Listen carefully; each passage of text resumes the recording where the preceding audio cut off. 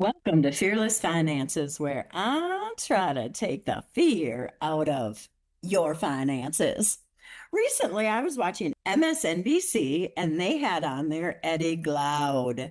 He happens to be one of my favorite commentators. I think I first learned about him on MSNBC.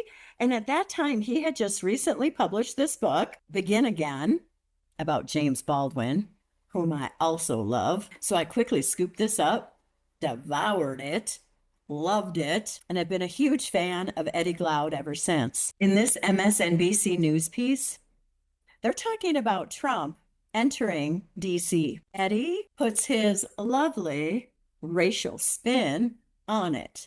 And I thought in this particular episode, it would be interesting for us to examine what's going on with Trump and his racial profiling in all of this. Now, you might be sitting there thinking, what does a financial channel have to do with racism? How does racism affect our finances? Let me give you a few thoughts. Here's one. I don't think we're really all doing very well unless we're all doing really well. And that includes our Black and brown friends. It includes women in our society, and it also includes anyone with any of the letters that are part of the rainbow of beautiful colors, if you know what I mean. You see, until everyone has the same opportunity, accessibility, and enrichment, none of us are doing really well. And this is why, which is point number 2. Had we fully empowered all people all along, every person of every race, color, creed, religion, gender, or non-gender, if we had empowered all people all along, who knows where our society might be right now? We might have found a cure for cancer. Some person of color or some woman born 60 years ago might have had that cure somewhere here, but we didn't give them enough education, or we left them in a war-torn country and didn't do anything to assist them. And because we didn't explore fully the capabilities that that person had by supporting them, we missed out. We might also not be dealing with global warming. We might have a better education system. We might have actually contacted people on other planets. We might have done a lot of things if we'd empowered everyone all along. So racism costs us. And it's an enormous cost when we put somebody like Donald Trump in the White House. And I thought it would be very interesting for us to hear what Eddie Glaude has to say about what's going on right now and examine how Trump is hindering us and costing us with his racism. I'll meet you on the other side.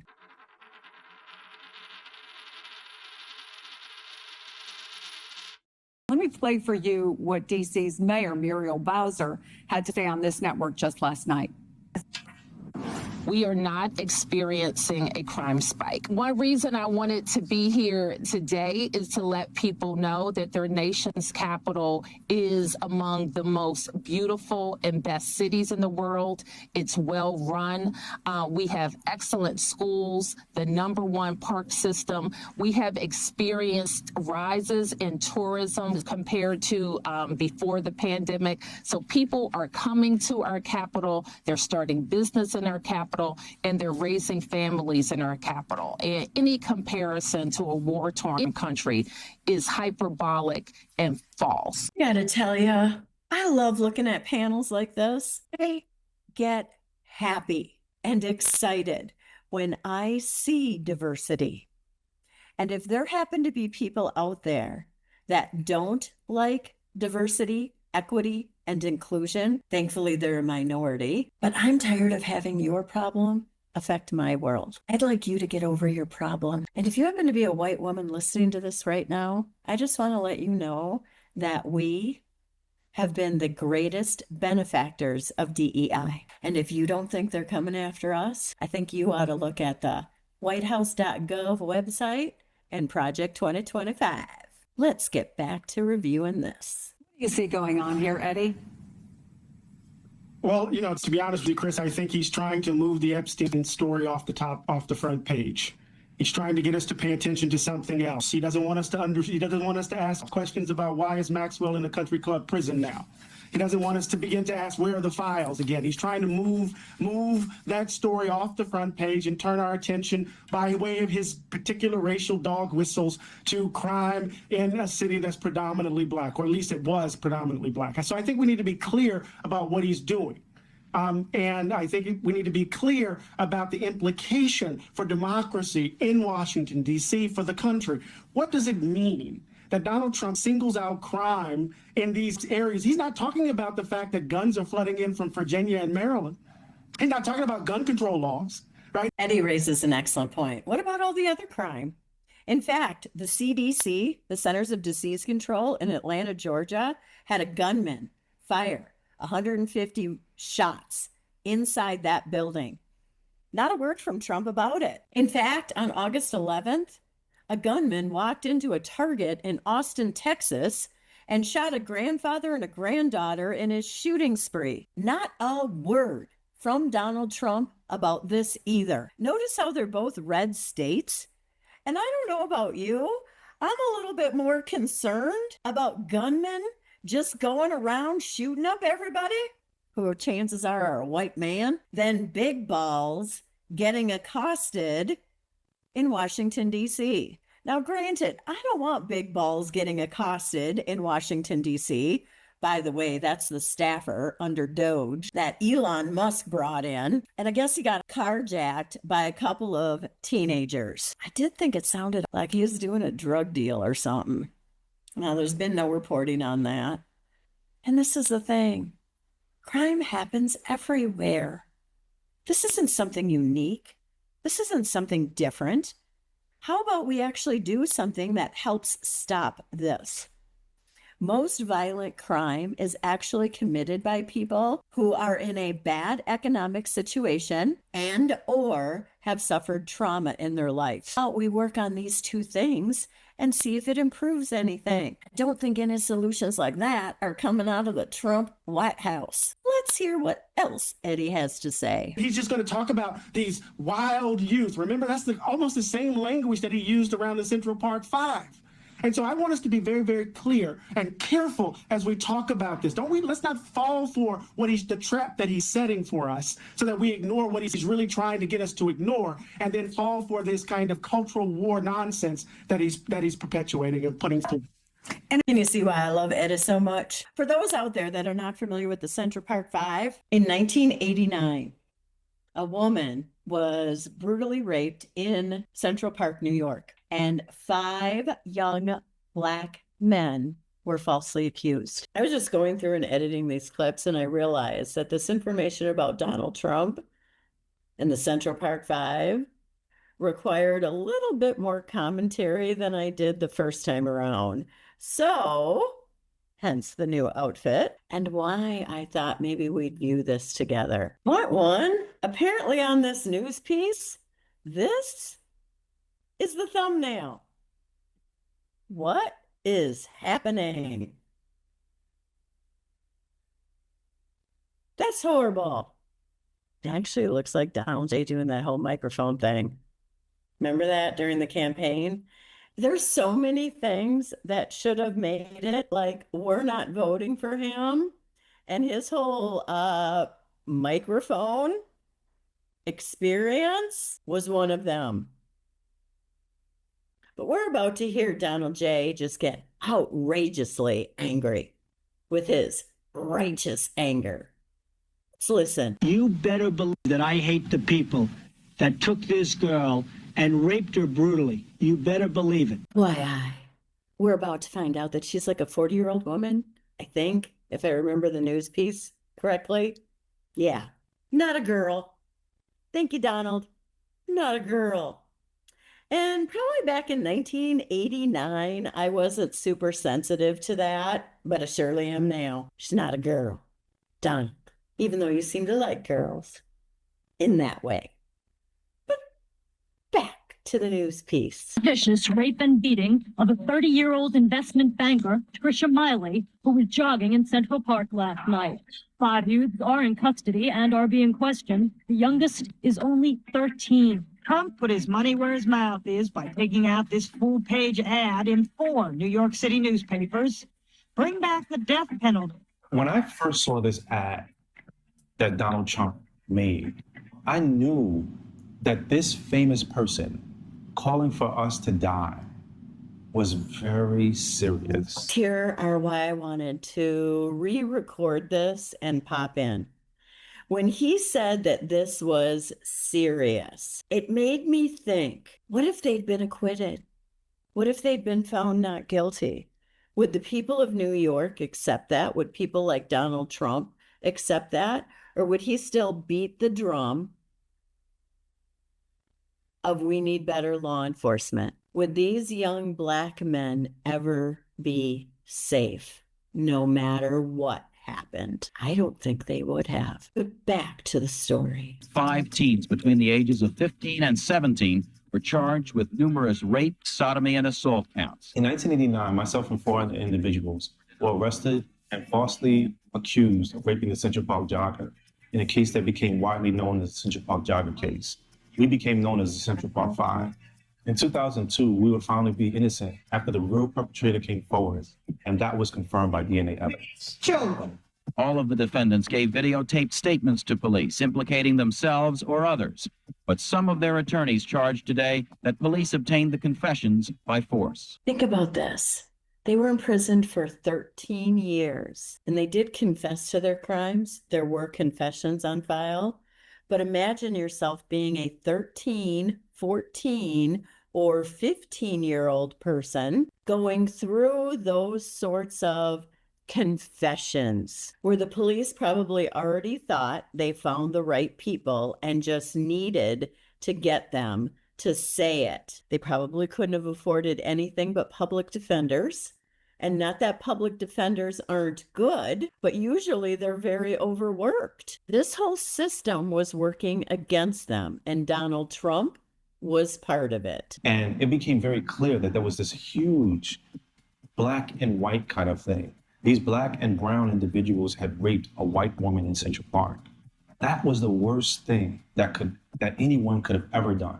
What are you afraid of for our city? This racism, I'm hoping doesn't break out into another racism thing like back in the 60s. There are other worse things that are happening in the city. And when it happened to a Black, they never do the media's never here. You know, back in 1989, there was a huge divide when you think about the haves and the have-nots, the tale of two cities of sorts. Most people know why this man is too famous. In May of 1989, Donald Trump read an ad that ran in all of the major newspapers. In this ad, he basically was saying, bring back the death penalty, bring back our police. Common citizens were not given the opportunity to make their own judgments. Common citizens were being manipulated and swayed into believing that we were guilty. The simple premise was that if your name was in the paper, if you look like a criminal because of the color of your skin, well, you have to be guilty. And common people are being manipulated today with these stories of horrible things in the city. And even both the immigrants, right? All of them were criminals and rapists. And now we see people sitting at Home Depot waiting to arrest people who want to get some landscaping work or maybe want to help somebody with a roof. The reality is the Black and brown people in our communities, the vast majority, want to just have a reasonable life. And it's through stories like these and lies like these that make things worse. Just like DC. Donald Trump, he was the fire starter, I would say. Because when you think about going to jail for a crime that you didn't commit, 1 day in jail is too long. And when we won the lawsuit, his stance was that we pulled off the biggest heist in New York City's history. But to see that he has not changed his position of being a hateful person, to see that he has not changed his position of inciting people, to see that he's still the same person, and in many ways he's perfected his sense of being that number one inciter. What would this country look like with Donald Trump as being the president? That's a scary thing. That is a very scary thing. What would the world do in response to that. Man, I can't even imagine. You better believe that I hate the people that took this girl and raped her brutally. You better believe it. I can't even imagine what it'll be like if this man were to be president. You better believe he hates the people who did this. Now, he claims it's because they're the ones who raped her, but he sure was able to jump to that conclusion right away. And let's get back to Eddie Glaude and what he has to say about the part of racism in all of these efforts that Donald J. has going on. Take a listen. I watched them, the police instead, and they're told, don't do anything under any sense of this, and you can see they want to get at it. And they're standing there, and people are spitting in their face, and they're not allowed to do anything. But now they are allowed to do whatever the hell they want. Whatever the hell they want, as if police have been not doing anything before this. Such interesting freaking comments from a gentleman who fomented an insurrection, who encouraged people to beat those same officers. Not one of them pulled out their firearm against his militia, and now he wants to empower the police to do whatever the F they want. I'd like you to consider this. If the people who were part of the insurrection on January 6th had been people of color, what do you think would have happened then? Because I got to tell you, the National Guard would have been called out right away. And this is the other thing to consider. If Donald J. is so good at calling out the National Guard when people are out of control, why didn't he do it on January 6th? And I know there's MAGA-ites out there who sit there and they think and say, oh, well, it was Nancy Pelosi. Who? What? That doesn't even make logical sense. People, please think.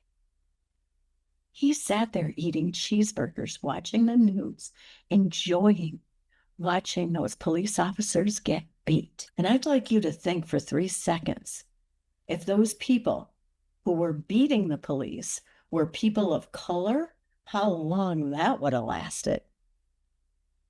Oh yeah, there's still racism in this country, and until we get rid of it, we're all going to be living less than as large as we could. Back to the video. Eddie, what do you make of that? Whatever the hell they want. Chris, to be honest with you, I'm trying to hold my temper. I think that's an ongoing argument that he's having in his head with Black Lives Matter. OMG. That is why I love him so much. Wait till you hear the rest. This little rant is the whole reason I put this in here. There's an ongoing argument that he's having with the questions around criminal justice reform and police reform. It's interesting that he really doesn't really care about what's actually happening in DC on a certain level, because he's not trying to get at the underlying root causes. He's not looking at examples of how to address rising crime rates that doesn't require a form of policing that leads to increased incarcerality and the like. Let's look at what's going on in Baltimore. Let's look at what's happening actually in places like Baltimore and Chicago, right? So part of what we have to do is to understand, and Oakland, we have to understand this, Chris, within the context of Donald Trump's racial politics and within the context of his effort to get Epstein off the front pages. Now, since Eddie just mentioned these Democratic states and blue cities, I think it's also important to note this because Jen Psaki on MSNBC, now Jen Psaki used to be the press secretary for Joe Biden early on in his administration, and now she has an evenings show on MSNBC.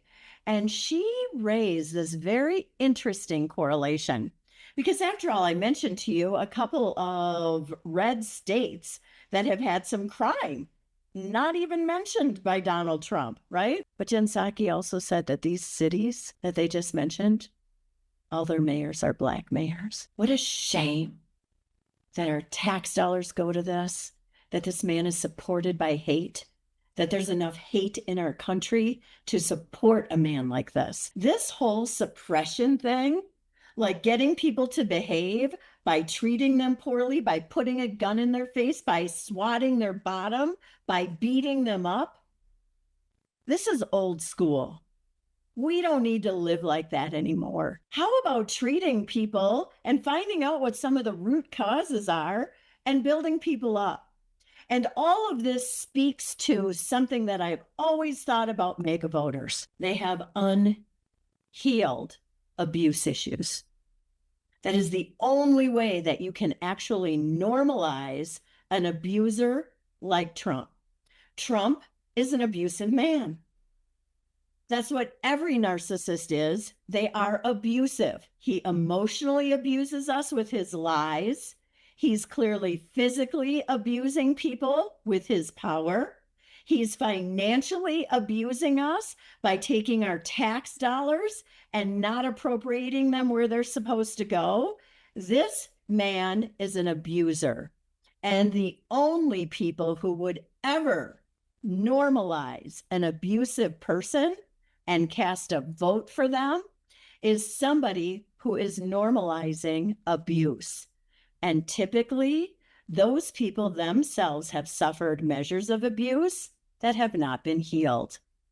When Trump was elected, or I should say elected again, many people drew the parallel that we had just went back to our abusive boyfriend. And in my mind, there's nothing more true.